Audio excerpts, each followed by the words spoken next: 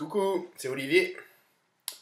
Donc aujourd'hui, nous n'allons pas parler de Nietzsche et la philosophie, de Gilles Deleuze et de ce fameux texte dont je vous parle depuis deux vidéos. Non, parce que ça va faire comme dans Jacques le Fataliste. En fait, on va en parler tout le temps, mais ça va jamais arriver. Dans Jacques le Fataliste, on attend le récit des amours de Jacques, Jacques le Fataliste de Diderot. On attend le récit des amours de Jacques, mais qui viennent jamais finalement. Il y a toujours, comme qui dirait, quelques péripéties, quelques récits qui viennent intercepter, qui viennent contrecarrer le récit des amours de Jacques. Donc peut-être que ça va se passer comme ça dans, dans notre petite discussion. Non, en fait, non, il y aura bien ça, mais là, dans l'immédiat, c'était que j'étais plus parti sur encore un peu de littérature, dans le genre, Lautréamont. Donc, Lautréamont, pour le situer, c'est 1846-1870, parce qu'il ne faut pas oublier de situer les auteurs, c'est important de savoir à peu près où ils se situent dans la chaîne historique, là, entre guillemets, parce qu'on ne peut pas dire qu'on soit dans une période où on soit très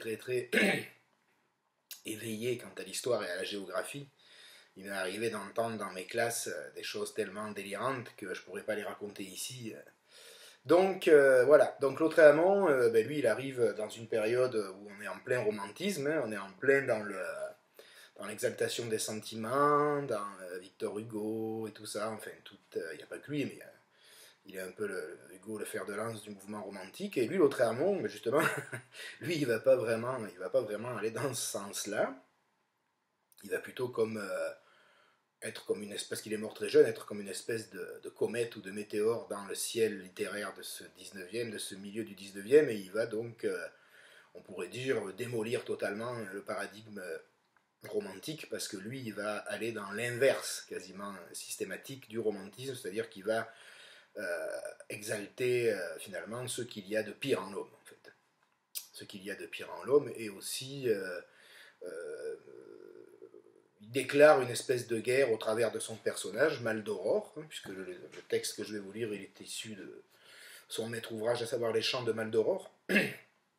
Il va il déclare une guerre contre l'homme, l'humanité de l'homme, et contre Dieu aussi. Là. Il y a vraiment des textes saisissants sur Dieu, Dieu ivre, Dieu qui baise, qui viole, enfin il y a vraiment toute une inversion, on va dire, littéraire des catégories un peu morales, etc., etc.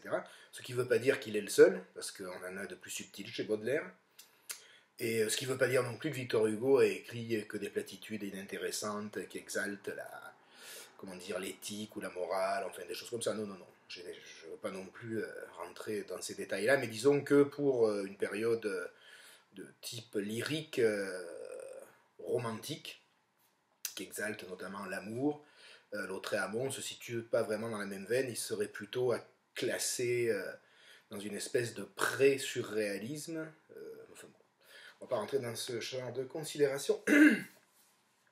Mais c'est vraiment donc l'histoire, c'est les pérégrinations, les aventures un peu démoniaques de Maldoror, qui peut être un peu conçu comme l'avatar. Avatar égale représentant de, manifestation de, personnification de Lautréamont. Donc c'est un texte tiré du premier chant. C'est divisé en chants. Alors, on y va. On doit laisser pousser ses ongles pendant 15 jours. Oh, comme il est doux d'arracher brutalement de son lit un enfant qui n'a rien encore sur la lèvre supérieure et, avec les yeux très ouverts, de faire semblant de passer suavement la main sur son front en inclinant en arrière ses beaux cheveux. Puis, tout à coup, au moment où il s'y attend le moins, d'enfoncer les ongles longs dans sa poitrine molle, de façon qu'il ne meure pas. Car s'il mourait, on n'aurait pas plus tard l'aspect de ses misères. Ensuite, on boit le sang en léchant les blessures. Et, pendant ce temps, qui devrait durer autant que l'éternité dure, l'enfant pleure. Rien n'est si bon que son sang, extrait comme je viens de le dire, et tout chaud encore, si ce ne sont ses larmes. Amer comme le sel. Homme, n'as-tu jamais goûté de ton sang, quand par hasard tu t'es coupé le doigt? Comme il est bon, n'est-ce pas, car il n'a aucun goût. En outre, ne te souviens-tu pas d'avoir un jour, dans tes réflexions lugubres, porter la main, creuser au fond sur ta figure maladive, mouillée par ce qui tombait des yeux, laquelle main ensuite se dirigeait fatalement vers la bouche, qui puisait à l'entrée dans cette coupe, tremblante comme les dents de l'élève qui regarde obliquement celui qui est né pour l'oppresser, les larmes. Comme elles sont bonnes, n'est-ce pas, car elles ont le goût du vinaigre. On dirait les larmes de celle qui aime le plus, mais les larmes de l'enfant sont meilleures au palais. Lui ne trahit pas, ne connaissant pas encore le mal. Celle qui aime le plus trahit tôt ou tard. Je le devine par analogie. Quoique j'ignore ce que c'est que l'amitié, que l'amour, il est probable que je ne les accepterai jamais, du moins de la part de la race humaine. Donc, puisque ton sang et tes larmes ne te dégoûtent pas, nourris-toi. Nourris-toi avec confiance des larmes et du sang de l'adolescent. Bande-lui les yeux, pendant que tu déchireras ses chairs palpitantes.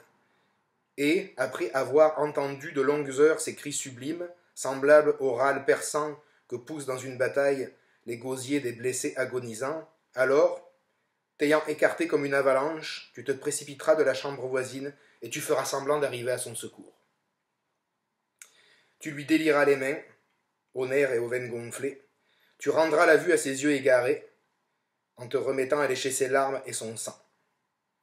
Comme alors le repentir est vrai, l'étincelle divine qui est en nous et paraît si rarement se montre, trop tard. Comme le cœur déborde de pouvoir consoler l'innocent à qui l'on a fait du mal. Adolescent, qui venait de souffrir des douleurs cruelles, qui donc a pu commettre sur vous un crime que je ne sais de quel nom qualifier. Malheureux que vous êtes, comme vous devez souffrir. Et si votre mère savait cela, elle ne serait pas plus près de la mort si abhorrée par les coupables que je ne le suis maintenant. Hélas, qu'est-ce donc que le bien et le mal? Est-ce une même chose par laquelle nous témoignons avec rage notre impuissance? Et la passion d'atteindre à l'infini par les moyens mêmes les plus insensés? Ou bien sont-ce deux choses différentes? Oui, que ce soit plutôt une même chose, car sinon que deviendrais-je au jour du jugement? Adolescent, pardonne-moi. C'est celui qui est devant ta figure noble et sacrée, qui a brisé tes os et déchiré les chairs qui pendent à différents endroits de ton corps. Est-ce un délire de ma raison malade? Est-ce un instinct secret qui ne dépend pas de mes raisonnements, pareil à celui de l'aigle déchirant sa proie, qui m'a poussé à commettre ce crime? Et pourtant, autant que ma victime, je souffrais. Adolescent, pardonne-moi. Une fois sorti de cette vie passagère, je veux que nous soyons entrelacés pendant l'éternité, ne former qu'un seul être, ma bouche collée à ta bouche. Même de cette dernière, ma punition ne serait pas complète. Alors, tu me déchireras sans jamais t'arrêter, avec les dents et les ongles à la fois. Je parerai mon corps de guirlandes embaumées pour cet holocauste expiatoire, et nous souffrirons tous les deux, moi d'être déchiré, toi de me déchirer. Ma bouche collée à ta bouche. Ô adolescent aux cheveux blonds, aux yeux si doux, feras-tu maintenant ce que je te conseille? Malgré toi, je veux que tu le fasses, et tu rendras heureuse ma conscience. Après avoir parlé ainsi, en même temps, tu auras fait le mal à un être humain, et tu seras aimé du même être. C'est le bonheur le plus grand que l'on puisse concevoir. Plus tard, tu pourras le mettre à l'hôpital, car le perclus ne pourra pas gagner sa vie. On t'appellera bon, et les couronnes de laurier et les médailles d'or cacheront tes pieds nus, épars sur la grande tombe à la figure vieille. Ô toi dont je ne veux pas écrire le nom sur cette page, qui consacre la sainteté du crime, je sais que ton pardon fut immense comme l'univers, mais moi j'existe encore. Voilà, voilà. Ça vous chatouille un peu, ça vous démange? Vous avez envie de vous laisser pousser les ongles? Non, allez, trêve de plaisanterie, non, c'est un beau passage de littérature, et puis il faut la prendre comme elle est, sanglante. À bientôt, donc